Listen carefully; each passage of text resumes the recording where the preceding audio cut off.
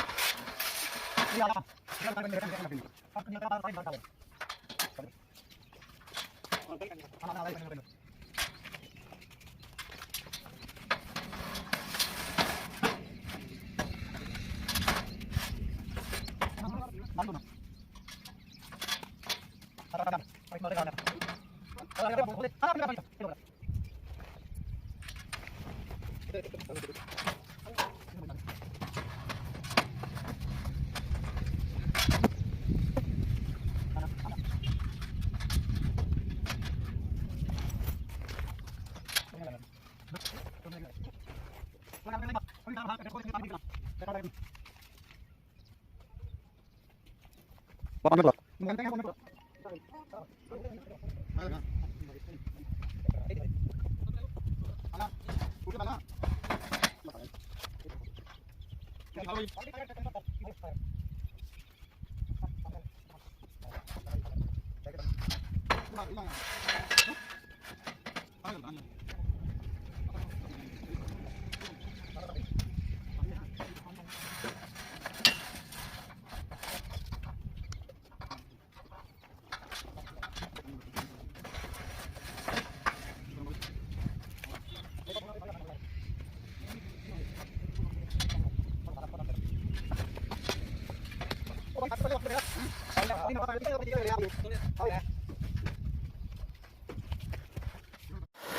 लो भी दोस्तों प्रोजेक्ट अपना हो गया फिट ते पानी वाला भी सिरा लग गया।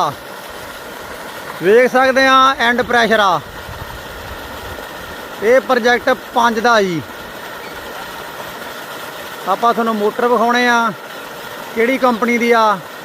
वैसे तो कस्टमर की मोटर पुरानी आ जिहड़ी पहलां बिजली ते चलदी सी उही सोलर ते वरत लई असीं। पैनल दिखाउणे किहड़ी कंपनी दे आ, ड्राइव दिखाने किन्ने किन्ने चल रही आ। मोटर ये लुब्बी कंपनी दी आ, पुरानी मोटर ही आ।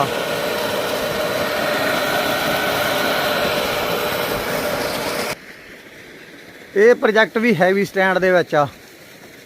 पैनल ये लुब्बी कंपनी दे देख सकते हैं। पैनल ये लुब्बी कंपनी दे वरते आ 330 वाट हैवी स्टैंड दे विच ये सपोर्ट पाइपां भी बहुत हैवी आ। चौरस पाइपां है तो ये सेंटर नूं नहीं जांदियां, कॉर्नर नूं जांदियां। कॉर्नर नूं जाण वाला सपोर्टां जाण वालियां तो सिस्टम सारा बज जांदा है। हुण तुहानूं आपां अगला सैट विखाउणे आ। ये प्रोजेक्ट 16 पैनलों के आ, 8 एक छतरी दे ते 8 एक छतरी दे। ये भी बेस 2x4 का ही आ, 4 फुट डूंगा 2x2 चौड़ा।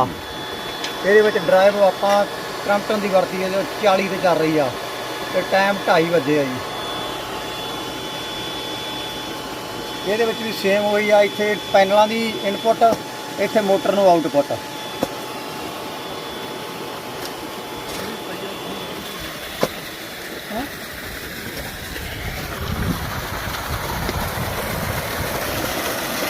ऑन ग्रिड ऑफ ग्रिड और सोलर मोटर दी आपां वीडियो लैके आउंदे ही रहने आ। साडियां लेटेस्ट वीडियो वेखण लई तुसीं साडे चैनल नूं सबसक्राइब जरूर कर लो, बैल आइकन ते क्लिक कर लो ताकि आउण वाली वीडियो की नोटिफिकेशन मिलती रहे। वीडियो वेखण लई बहुत बहुत धन्नवाद।